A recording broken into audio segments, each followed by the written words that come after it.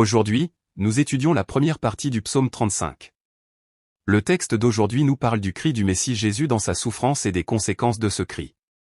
Il traite également de la dénonciation des actes malveillants de ceux qui s'opposent au Messie Jésus, ainsi que de l'œuvre salvatrice et bienveillante du Messie Jésus. Alors, que nous dit la parole? Aujourd'hui, nous allons examiner ce sujet et partager la grâce. Premièrement, le texte d'aujourd'hui nous parle du cri du Messie Jésus dans sa souffrance et des conséquences de ce cri. Dans le psaume 35, versets 1 à 3 du texte d'aujourd'hui. Éternel, défends-moi contre mes adversaires, combats ceux qui me combattent. Saisis le petit et le grand bouclier, et lève-toi pour me secourir. Brandis la lance et barre le passage à mes persécuteurs. Dis à mon âme, je suis ton salut. Éternel, défends-moi contre mes adversaires, combats ceux qui me combattent. Saisis le petit et le grand bouclier, et lève-toi pour me secourir. Brandis la lance et barre le passage à mes persécuteurs. Dis à mon âme, je suis ton salut. Ce psaume est bien connu depuis l'époque de l'Église primitive comme étant un psaume sur les souffrances du Messie. Ici, le « je » à la première personne désigne le Messie Jésus qui, à l'avenir, viendra sur cette terre en prenant un corps de chair et mourra sur la croix en versant son sang. De plus, le texte d'aujourd'hui est sous forme de prière, mais étant donné que la prière du Messie Jésus, c'est-à-dire du Fils de Dieu, s'accomplit et se réalise nécessairement, il s'agit peut-être moins d'une prière que d'une proclamation prophétique pour l'avenir. En d'autres termes, le Messie Jésus utilise la forme de la prière pour proclamer l'œuvre de salut qu'il accomplira lorsqu'il viendra sur cette terre à l'avenir. Cela signifie que lorsque Jésus lui-même viendra sur cette terre pour mener à bien l'œuvre de salut, des adversaires se lèveront pour s'opposer à lui, l'ignorer et le mépriser. Non, ils ne se contenteront pas d'entraver et de contrecarrer l'œuvre de salut, mais ils iront plus loin en multipliant les disputes, les combats et les persécutions. Cependant, Dieu lui-même défendra le Messie Jésus contre ceux qui lui cherchent querelle et le persécutent, et il combattra contre eux. Ainsi, s'opposer au Messie Jésus, lui chercher querelle et le persécuter revient à chercher querelle et à combattre contre Dieu qui a envoyé le Messie Jésus. Quoi qu'il en soit, Dieu ne se contentera pas d'envoyer le Messie Jésus sur cette terre, mais il l'accompagnera dans son ministère, et il défendra et combattra lui-même contre ceux qui s'opposent au Messie Jésus. Saisis le petit et le grand bouclier, et lève-toi pour me secourir. Ici, saisis le petit et le grand bouclier, signifie que Dieu gardera et protégera le Messie Jésus contre ses adversaires. Dieu n'envoie pas simplement le Messie Jésus sur cette terre pour le laisser seul, mais il gardera et protégera lui-même le Messie Jésus, l'aidera dans son ministère et sera avec lui. Cela signifie que l'œuvre de salut du Messie Jésus est un ministère dans lequel Dieu est présent, et plus encore, un ministère que Dieu lui-même accomplit de manière souveraine. Dieu ne laisse pas le Messie Jésus mener seul ce ministère, mais il le garde, le protège, l'aide et demeure avec lui. Brandis la lance et barre le passage à mes persécuteurs. Dis à mon âme, je suis ton salut. Ici, brandir la lance indique que Dieu, par sa grande puissance, s'opposera activement aux entraves et aux obstructions des adversaires. De plus, mes persécuteurs désignent ici les adversaires qui poursuivent le Messie Jésus pour trouver ses faiblesses ou ses défauts, ou pour attenter à sa vie. Et ici, dis à mon âme, je suis ton salut, signifie que Dieu le sauvera certainement de ses querelles et de ses persécutions.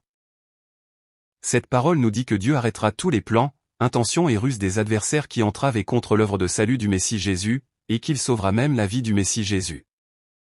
Alors, que fera Dieu face aux entraves et aux obstructions des adversaires? Dans le psaume 35, versets 4 à 8 du texte d'aujourd'hui.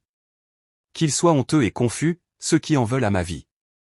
Qu'ils reculent et rougissent, ceux qui méditent ma perte. Qu'ils soient comme la balle emportée par le vent, et que l'ange de l'Éternel les chasse. Que leur chemin soit ténébreux et glissant, et que l'ange de l'Éternel les poursuive. Car sans cause ils m'ont tendu leur filet sur une fosse, sans cause ils l'ont creusé pour m'ôter la vie. Que la ruine les atteigne à l'improviste, qu'ils soient pris dans le filet qu'ils ont caché, qu'ils y tombent et périssent. Qu'ils soient honteux et confus, ceux qui en veulent à ma vie. Qu'ils reculent et rougissent, ceux qui méditent ma perte. Ici, qu'ils soient honteux et confus, ou, qu'ils reculent et rougissent, signifie que les adversaires échoueront sans atteindre leur but et leurs intentions. Dieu fera en sorte que ceux qui non seulement entravent le ministère du Messie Jésus, mais cherchent aussi à lui ôter la vie, échouent dans leur but et leurs intentions. En d'autres termes, l'œuvre de salut du Messie Jésus sera certainement accomplie et réalisée en dépit de toute entrave ou obstruction. qu'ils soient comme la balle emportée par le vent, et que l'ange de l'Éternel les chasse. Ici, l'ange de l'Éternel désigne l'ange qui sert devant Dieu et exécute ses ordres. De plus, être comme la balle emportée par le vent, ou être chassé par l'ange, montre que Dieu s'occupera très facilement des adversaires. Dieu éliminera très facilement ceux qui s'opposent au Messie Jésus et l'entravent, comme la balle devant le vent ou par l'intermédiaire d'un ange. Toutes les entraves, obstructions, querelles et persécutions des adversaires n'auront aucune force devant Dieu et échoueront facilement. Que leur chemin soit ténébreux et glissant, et que l'ange de l'Éternel les poursuive. Ici, leur chemin représente l'opposition au Messie Jésus et l'entrave à son ministère. De plus, le fait que le chemin soit ténébreux et glissant signifie que les intentions ou les buts des adversaires échoueront certainement. Cette parole signifie également que les entraves et les obstructions des adversaires seront très facilement maîtrisées et qu'ils échoueront. Au contraire, comme les anges agissant sur ordre de Dieu les poursuivront et les presseront, leurs intentions, plans et buts ne seront pas atteints et ils échoueront. Même les anges dans les cieux ne se contenteront pas de garder et de protéger le Messie Jésus, mais ils aideront son ministère, empêchant les adversaires de réaliser leurs plans, intentions et buts. Car sans cause ils m'ont tendu leur filet sur une fosse, sans cause ils l'ont creusé pour m'ôter la vie. Ici, tendre un filet sur une fosse, ou creuser une fosse, désigne les adversaires qui multiplient les ruses, les tromperies, les mensonges et les actes malveillants pour capturer et tuer le Messie Jésus. C'est comme un chasseur qui creuse une fosse profonde pour capturer une bête, la recouvre d'un filet, puis camoufle ce filet avec de la terre ou des feuilles mortes. Cela signifie que lorsque le Messie Jésus viendra sur cette terre, les adversaires multiplieront certainement les ruses, les complots, les tromperies, les mensonges et les actes malveillants pour le capturer et le tuer. En agissant ainsi, ils entraveront et contreront certainement son œuvre pour l'empêcher d'accomplir le salut. Que la ruine les atteigne à l'improviste, qu'ils soient pris dans le filet qu'ils ont caché, qu'ils y tombent et périssent. Cependant, Dieu fera en sorte que la ruine les atteigne soudainement, au moment où ils s'y attendent le moins et n'y pensent pas du tout. Cette parole insiste de manière répétée sur le fait que les adversaires tomberont dans la ruine, que la ruine les atteindra soudainement, et qu'ils périront par leur propre ruse. Ces adversaires non seulement ne réaliseront pas leurs intentions, buts et plans, mais ils périront certainement. C'est-à-dire qu'ils seront jetés dans les temps de feu éternel de l'enfer. Alors, comment Dieu répondra-t-il au cri du Messie Jésus? Dans le psaume 35, versets 9 à 10 du texte d'aujourd'hui. Et mon âme aura de la joie en l'Éternel, de l'allégresse en son salut. Tous mes os diront, Éternel. Qui peut, comme toi, délivrer le malheureux d'un plus fort que lui, le malheureux et le pauvre de celui qui le dépouille? Et mon âme aura de la joie en l'Éternel, de l'allégresse en son salut. Tous mes os diront, Éternel. Qui peut, comme toi? Ici, mon âme désigne l'être du Messie Jésus qui, après avoir traversé la mort sur la croix, est ressuscité du tombeau avec son corps spirituel. De plus, son salut signifie le salut de Dieu, désignant le fait que Dieu a délivré le Messie Jésus de la mort. Dieu écoutera le cri du Messie Jésus et le fera revivre d'entre les morts. Alors, le Messie Jésus se réjouira et tressaillira d'allégresse en Dieu qui l'a délivré de la mort. En ce sens, cette parole nous parle du ministère du Messie Jésus après sa résurrection. Nous pouvons voir qu'après être revenu à la vie, Jésus nous a envoyé le Saint-Esprit et continue de mener à bien l'œuvre de salut. Jésus nous a envoyé le Saint-Esprit et, en se réjouissant en nous, il loue et exalte Dieu. Tous mes os diront, Éternel. Qui peut, comme toi? Cette parole nous parle de la proclamation de l'Évangile par Jésus après la résurrection du Messie.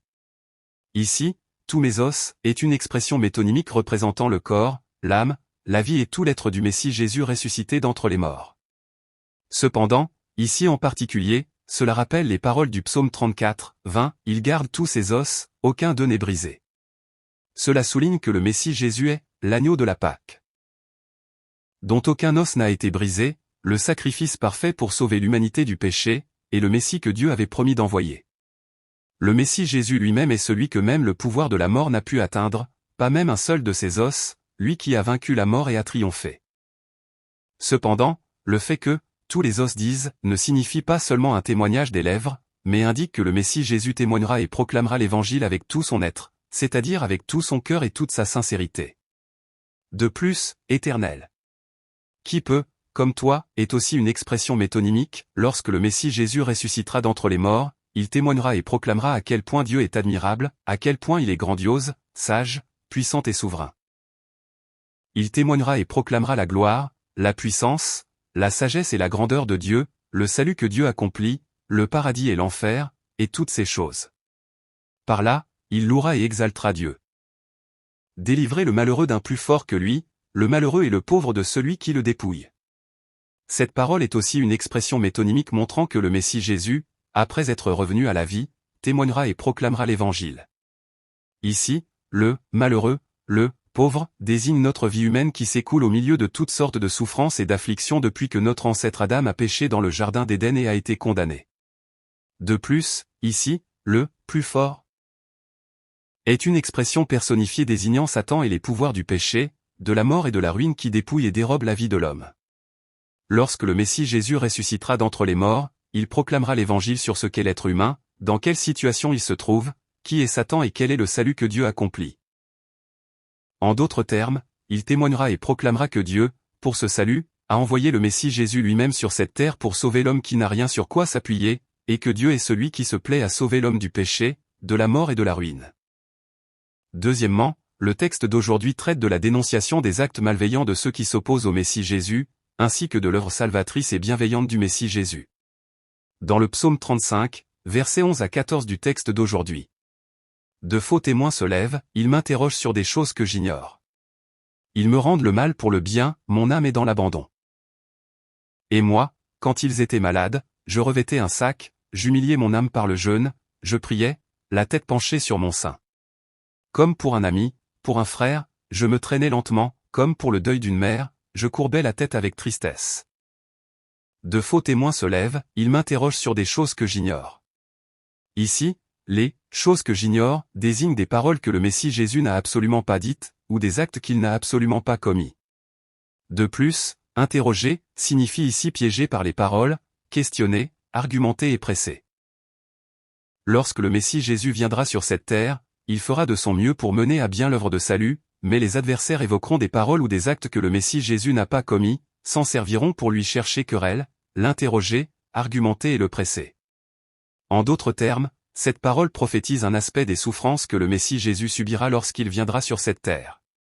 Alors, qu'est-il advenu de cette prophétie? Nous pouvons confirmer que cette prophétie s'est accomplie exactement 1000 ans plus tard, à travers les souffrances de Jésus. Cette prophétie montre précisément l'image du procès illégal nocturne qui s'est tenu dans la cour de Caïphe, après l'arrestation de Jésus à la fin de son ministère public. Dans Marc 14, nous voyons que les principaux sacrificateurs et tout le Sanhédrin cherchaient un faux témoignage contre Jésus pour le faire mourir. Selon la loi juive de l'époque, pour condamner un coupable à mort, il fallait que les témoignages d'au moins 2 personnes concordent. Ainsi, les adversaires ont acheté ou mobilisé des témoins injustes pour tuer Jésus. Dans Marc 14, versets 55 à 56. Les principaux sacrificateurs et tout le Sanhédrin cherchaient un témoignage contre Jésus, pour le faire mourir, et ils n'en trouvaient point, car plusieurs rendaient de faux témoignages contre lui, mais les témoignages ne s'accordaient pas. Les témoins injustes, loin de dire la vérité, ont déversé toutes sortes de mensonges dans le seul but de tuer Jésus. Finalement, nous voyons certaines personnes se lever pour rendre de faux témoignages contre Jésus. Grand sacrificateur. Nous avons entendu cet homme dire qu'il détruirait ce temple qui a été bâti en 46 ans. Et il a dit qu'il le rebâtirait lui-même en 3 jours. Qu'en pensez-vous? Il s'agissait d'une allusion de Jésus à sa propre mort et à sa résurrection en tant que temple. Ici, détruire désignait sa mort sur la croix, et rebâtir en 3 jours signifiait la propre résurrection de Jésus. Cependant, ils ont qualifié cela de blasphème et de profanation du temple pour le presser. Pour les Juifs, le temple était la présence même de Dieu. Ainsi, dire que l'on détruirait le temple était un acte sacrilège et maléfique, passible de la peine de mort, absolument inacceptable. Pourtant, Jésus n'avait pas dit cela pour détruire le temple bâti en 46 ans et le rebâtir, mais il annonçait sa future mort sur la croix et sa résurrection. Néanmoins, ils l'ont interrogé et poursuivi pour des choses que Jésus n'avait pas l'intention de dire et qu'il ignorait. Le souverain sacrificateur Caïphe, voyant que les témoignages des témoins ne concordaient pas, s'est levé lui-même pour presser Jésus. Pourquoi ne réponds-tu rien? Dis-nous directement si tu es le Christ, le Fils de Dieu. De plus, nous voyons les serviteurs qui se tenaient là cracher sur Jésus, lui donner des soufflets, le frapper au visage et se moquer de lui. Ils me rendent le mal pour le bien, mon âme est dans l'abandon. Cette parole est aussi la confession la plus douloureuse qui traverse toute la vie de Jésus. Jésus est celui qui a rempli toute sa vie de bien. Nous voyons qu'il a guéri les malades, parfois nourri les affamés, et qu'il a été l'ami des exclus tout au long de sa vie. Pourtant, le résultat a été la trahison et le complot meurtrier. Les adversaires, tout en voyant les bonnes actions de Jésus, l'ont calomnié en disant qu'il agissait par le prince des démons, ou bien, pour protéger leurs privilèges, ils ont comploté et se sont efforcés de tuer Jésus. Cette attitude ingrate est encore plus manifeste lorsque Jésus est entré à Jérusalem lors de la dernière semaine de son ministère public. Lorsque Jésus est entré à Jérusalem, la foule a étendu ses vêtements sur le chemin en criant « Hosanna au fils de David ». Cependant, quelques jours plus tard seulement, lorsque Pilate a demandé « Lequel des deux voulez-vous que je vous relâche, le meurtrier Barabbas ou Jésus ?» ils ont choisi le meurtrier sans hésiter. Ce sont ces mêmes personnes à qui Jésus avait donné du pain et qu'il avait guéri qui, maintenant, le pointaient du doigt et hurlaient « Crucifie-le ». C'est précisément la scène décisive où le mal est rendu pour le bien. Plus encore, Jésus a quitté le trône de gloire céleste, est venu sur cette terre en prenant un corps de chair, a prié jour et nuit avec larmes, s'est efforcé de sauver les âmes et a subi toutes sortes de souffrances pour sauver ces personnes vouées à la mort éternelle, mais celles-ci lui ont rendu l'appareil par l'ingratitude. Ici, mon âme est dans l'abandon, montre de manière crue la solitude psychologique et spirituelle de Jésus. Cette trahison et cet abandon envers Jésus ne sont pas seulement le fait de la foule, mais s'étendent jusqu'à ses disciples. Les disciples étaient très proches de Jésus, l'ayant suivi pendant 3 ans et ayant partagé sa vie. Cependant, lorsque les soldats envoyés par les principaux sacrificateurs et la foule armée de bâtons ont surgi, ils ont abandonné Jésus et ont pris la fuite. Dans Marc 14, versets 50 à 52, il est également dit. Alors tous l'abandonnèrent, et prirent la fuite. Un jeune homme le suivait, n'ayant sur le corps qu'un drap. On se saisit de lui, mais il lâcha le drap, et se sauva tout nu. Voyant que Jésus n'opposait aucune résistance physique et se laissait arrêter sans mot dire, les disciples ont pressenti que la victoire politique qu'ils espéraient était impossible, et en même temps, ils ont été envahis par la peur et la terreur à l'idée que, s'ils étaient arrêtés eux aussi, ils pourraient mourir. C'est pourquoi ils ont tout abandonné pour s'enfuir, allant jusqu'à fuir tout nus. Ici, cet abandon décrit parfaitement ce que ressentait le Messie Jésus dans une telle situation. Et moi, quand ils étaient malades, je revêtais un sac, j'humiliais mon âme par le jeûne, je priais, la tête penchée sur mon sein. Cette confession montre l'amour du Messie Jésus et la situation tragique lorsque cet amour a été rejeté. Ici, quand ils étaient malades. Désigne en premier lieu le moment où les adversaires souffraient de maladies physiques, mais c'est ultimement une expression métonymique représentant toute la situation dans laquelle se trouve l'humanité à cause du péché dans le jardin d'Éden. Cela représente toutes les souffrances, les afflictions, les maladies, le vieillissement, la mort et la chute dans les temps de feu de l'enfer. Jésus n'est pas resté spectateur face aux maladies physiques et spirituelles de ceux qui allaient s'opposer à lui. Dans les Écritures, il est dit que Jésus, voyant la foule, fut ému de compassion pour elle. Le sac et le jeûne symbolisent une affliction extrême, le fait de faire de la souffrance des autres la sienne propre. Jésus, en guérissant les malades, ne s'est pas contenté d'exercer sa puissance, mais, comme il est dit, il a pris nos infirmités, et il s'est chargé de nos maladies, il est entré dans leurs souffrances et a compati avec eux. De plus, j'humiliais mon âme par le jeûne, rappelle tous les efforts et toutes les souffrances que Jésus a endurées pendant son ministère public. Même lorsque les adversaires complotaient pour tuer Jésus, celui-ci, espérant que leurs âmes ne périraient pas, priait sur la montagne jusqu'à ce que la nuit passe et que sa sueur devienne comme des grumeaux de sang. On peut vraiment voir qu'il a humilié et affligé sa propre âme. Cependant, ces bonnes actions de Jésus sont revenues à Jésus lui-même à cause du rejet des adversaires. Les adversaires ont rejeté ces bonnes actions de Jésus et ont crié que le sang de Jésus retombe sur eux et sur leurs enfants. La prière de Jésus n'est absolument pas devenue une bénédiction pour eux, mais elle est revenue à Jésus pour devenir ses larmes et ses soupirs. Pourtant, même là, Jésus n'a pas abandonné et, sur la croix, il a prié jusqu'à la fin, « Père, pardonne-leur ». Qu'en pensez-vous ? Cette image de Jésus montre bien l'amour de Dieu pour nous pécheurs, ou plutôt, un amour à sens unique. Dans Matthieu 23h37, il est aussi dit « Jérusalem, Jérusalem, qui tue les prophètes et qui lapide ceux qui te sont envoyés, combien de fois ai-je voulu rassembler tes enfants, comme une poule rassemble ses poussins sous ses ailes, et vous ne l'avez pas voulu. » À travers cette parole, nous pouvons mesurer à quel point l'amour de Jésus pour nous pécheurs était grand. Cela dépasse le simple niveau du pardon pour devenir une douleur, une souffrance, des larmes et de la tristesse. Comme pour un ami, pour un frère, je me traînais lentement, comme pour le deuil d'une mère, je courbais la tête avec tristesse. Cette parole montre une fois de plus l'amour du Messie Jésus. Par exemple, nous voyons que bien que Jésus connaissait les intentions de Judas Iscariote qui allait le livrer, il l'a traité comme un ami jusqu'à la fin. Il n'a pas détesté ni évité Judas Iscariote, mais il lui a donné le morceau de pain et l'a appelé ami.